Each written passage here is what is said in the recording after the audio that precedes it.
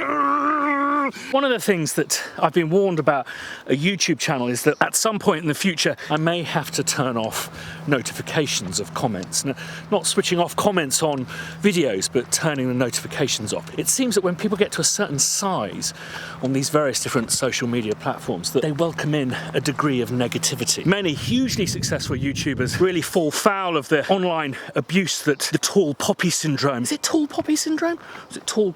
Basically, you know, if you get too big, people want to cut you down. We've seen that in all facets of life. And Paul and I have experienced this, certainly with Spitfire Audio. Our birthplace is a forum called VI Control, which was really, really hugely supportive of us in our early days. And then as we got bigger and bigger and started doing more ambitious projects like Hand Zimmer Strings, the vitriol that was aimed at us became really bad for our mental health. So much so, Paul and I are no longer kind of active on that site where kind of peddling Spitfire Audio's creed is concerned. And indeed, I've kind of had an exponential growth in subscribers on this channel over the last quarter. I've nearly doubled the number of subscribers I had 3 months ago, and this channel is going to be 2 years old very soon. So I've expected a kind of a slightly heightened level of vitriol based on the fact that I am an annoying Englishman who is basically, I'm self-taught in all of this, music and this stuff and the editing and the kind of COD psychology that I apply to this channel. It's all kind of stuff that I've absorbed, and it's only natural that people just go, what the fuck is he talking about? And I guess also what I see often is just a lack of context. You know, it's who the fuck is this guy? I guess something that's unique about my life is that I've probably met more media composers than most other media composers. So I guess I'm coming to you at a position of consensus based on meeting people in Japan and meeting people in Berlin, Frankfurt, Reykjavik, Los Angeles, all over the place. That's what I'm kind of bringing to this channel. The thing I've been really interested in and waiting for is how I was going to react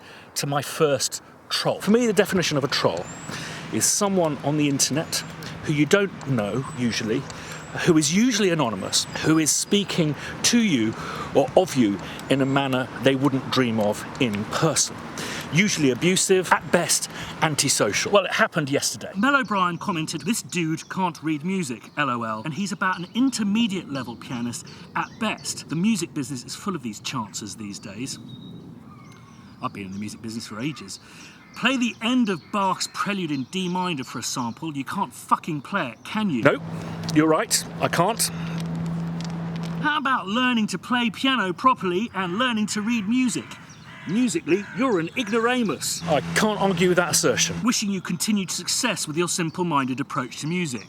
Thanks." And I'm sure many of you will just go, "Oh, just fucking ignore it, it's a fucking troll." To be perfectly honest, Mel, you've not really upset me on a personal level. I don't know if you are a bully, but I get the sense that you're trying to bully me, and I'm kind of beyond that. You've picked on the wrong person where that's concerned. I have, with my somewhat Philistine approach to music, made, in my own head, a success out of it. Now, had you said that to me 18 years ago, that may be a different matter. And the reason I'm so specific with the 18-year mark is something similar did actually happen to me 18 years ago.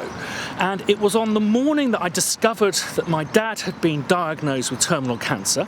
He's still with us, fortunately. Soon after that very, very terrible, kind of heartbreaking, life-changing telephone call, a quite spiteful ex-girlfriend decided to reach out and troll me on MySpace. And whilst her comment wasn't that kind of profound, her effects on me were.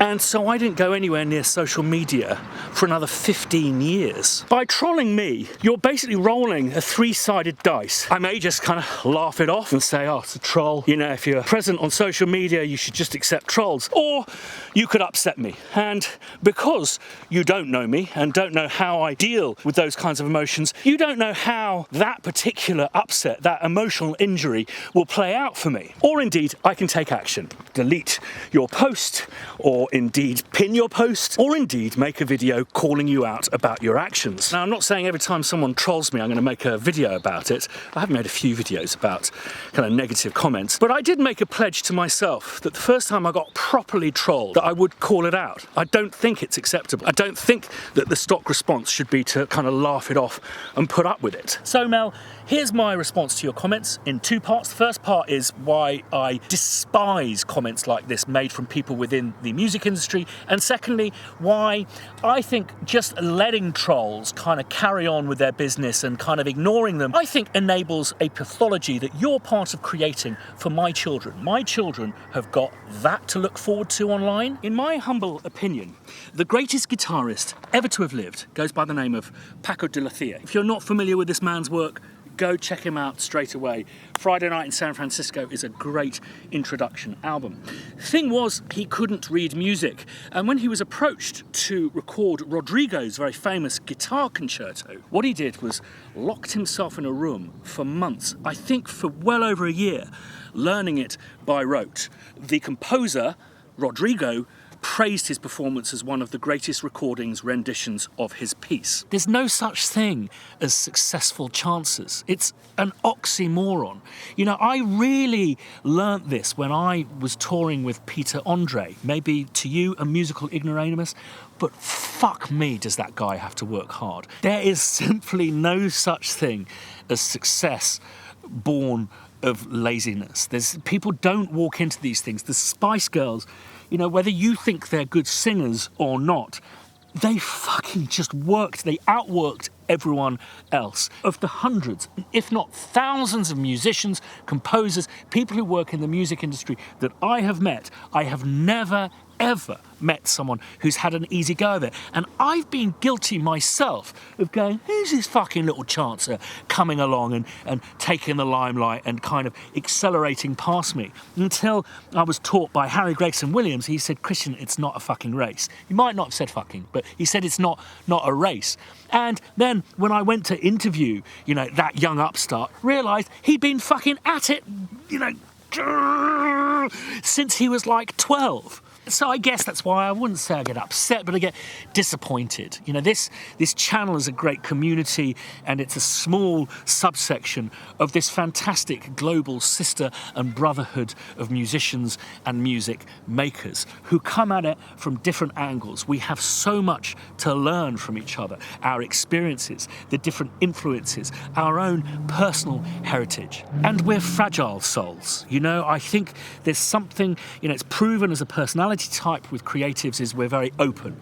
We expose our soft underbelly. Many of us suffer from imposter syndrome. Fuck me. Doing a YouTube channel, I can't tell you the amount of times that I just reject things that I've done because I'm just thinking, you know, what right do I have to say these things? I'm pleading with you is to just really think about these types of comments, because if you continue doing it, I warn you, one day you may have blood on your hands, and I don't want a fellow musician to have that burden. Believe you me. That's all. I don't know, maybe it's completely futile effort, this video. And what do you think? Do you think I've overreacted here and I should just rise above it? That I've kind of asserted that I've not been upset by this comment, yet have gone to the effort of making a 10-minute YouTube video about it? If I was to be honest about the comment, it actually provided me with a huge sense of validation. The fact that I am a musical ignoramus, the fact that I can't play piano very well, and the fact that I have a willfully simplistic approach to making music has still enabled me